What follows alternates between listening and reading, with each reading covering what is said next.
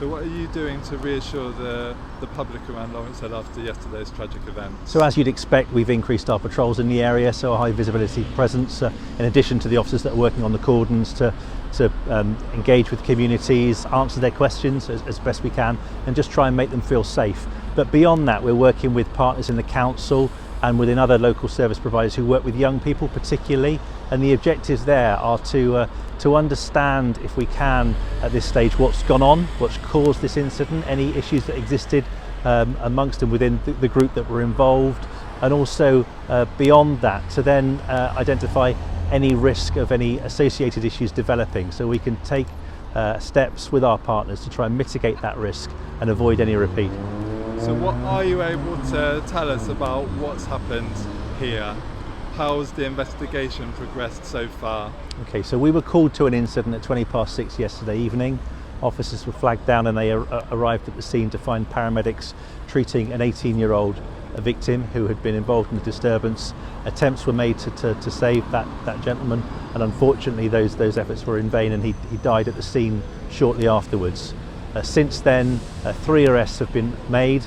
One individual, a 19-year-old, who presented at a centre to receive some medical treatment elsewhere in the city fairly shortly after the incident, and he's been arrested on suspicion of the murder of the deceased here.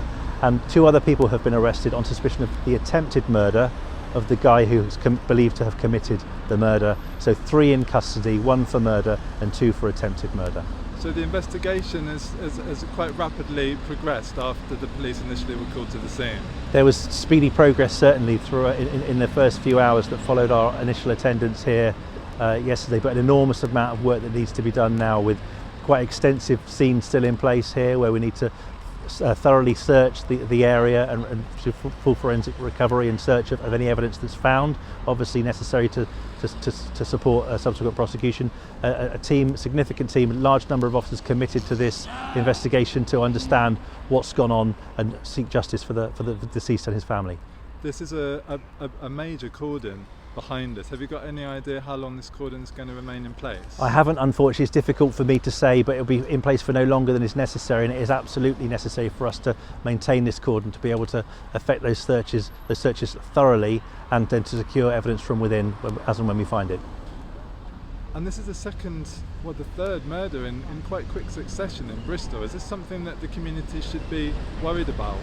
So it's shocking when an incident of this nature happens, absolutely, and as the Bristol Commander, it's something that I'm hugely concerned about, any serious incident that takes place. But the 3 murders that we've had are unconnected. The one in Wood Street was a completely separate incident to what we had, a domestic murder later that same week, and then this violence perpetuated on the street involving young people, which is a significant risk, an issue nationwide, and clearly it is in Bristol as well. So they're unconnected, but I absolutely understand the impact that these incidents will have on communities, and that's why I want to really reassure people around our commitment to working with partners to understand the risks that exist within the cohort that are involved last night and beyond, to work to engage young people constructively and effectively and minimise the risk of such a tragic incident playing out again.